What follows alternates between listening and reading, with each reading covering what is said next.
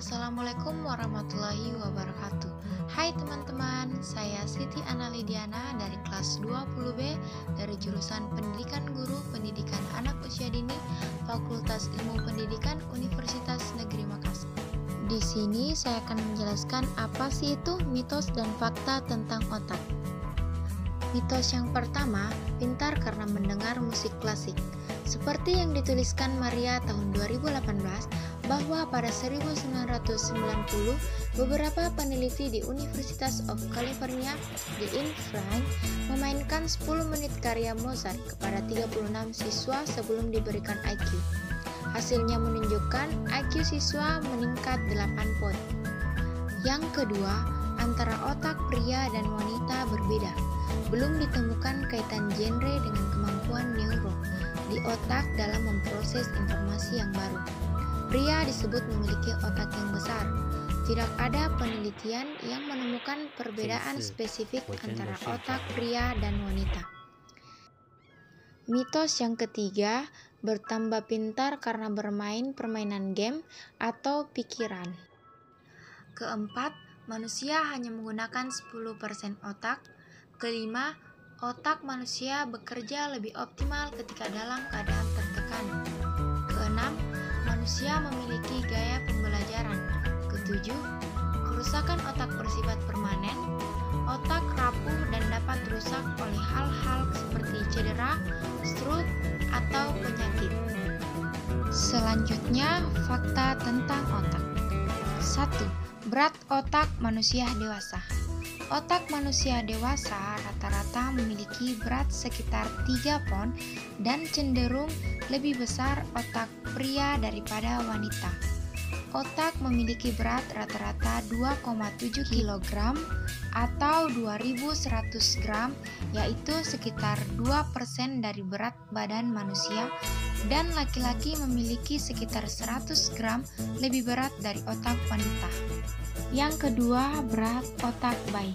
Berat rata-rata otak bayi manusia baru lahir sekitar 350 sampai dengan 400 gram atau 3/4 pon. Maharani tahun 2016 menjelaskan bahwa pertumbuhan otak sangat pesat terjadi pada 1000 hari pertama kehidupan atau 0 sampai 2 tahun. Berat otak bayi yang baru lahir 9 bulan rata-rata 400 gram, kemudian pada usia 2-3 tahun menjadi 1100 gram. Fakta yang ketiga, isi otak. Otak manusia terdiri dari 75% air serta lemak dan protein. Hampir 80% otak manusia tersusun atas air. Jika kebutuhan air tidak mencukupi, bisa saja mempengaruhi kerja otak. Misalkan, konsentrasi terganggu dan sulit fokus. Yang keempat, jumlah neuron. Neuron adalah pembawa pesan dari otak kita, membawa informasi dan berkomunikasi dengan indera kita, otot, dan satu sama lain. Setiap inci korteks dalam otak kita berisi 10.000 mil neuron yang saling menghubungkan sel-sel. Neuron terbagi atas 4 bagian. Yang pertama, dendrit mengirimkan impuls ke badan sel. Kedua, badan sel. Ketiga, akson mengirim impuls ke badan sel ke sel lainnya. Keempat, terminal prasinaptik yang terletak dekat permukaan dendrit pada neuron lainnya. Yang kelima, jumlah sel glial. Sel glial memiliki berbagai fungsi, termasuk bertindak sebagai lem pada neuron, sebagai pembersihan atau membersihkan kelebihan neurotransmitter. Yang keenam, koneksi otak. Virgianti tahun 2013 mengatakan bahwa sebelumnya terdapat pemikiran bahwa otak setelah lahir akan bersifat seperti tubuh, yaitu semakin tua semakin menurun fungsinya. Ketujuh, presentasi berat otak dan tubuh. Sementara itu, sekitar 2% dari berat tubuh otak membutuhkan sekitar 20% oksigen tubuh dan 25% glukosa tubuh. Warning 2020 menjelaskan bahwa meski kepala terlihat lebih kecil dari tubuh yang lainnya, ternyata kepala manusia itu berat. Fakta selanjutnya, ukuran dan volume otak. Ukuran rata-rata otak telah menurun sekitar 9 inci kubik selama 5.000 tahun terakhir. Kompasiana tahun 2015 melansir jika ternyata volume otak manusia ternyata semakin mengecil dari 1.500 cc menjadi 1.350 cc, susut hingga seukuran bola tenis. Yang kesembilan, tidak ada hubungan antara volume otak dan kecerdasan.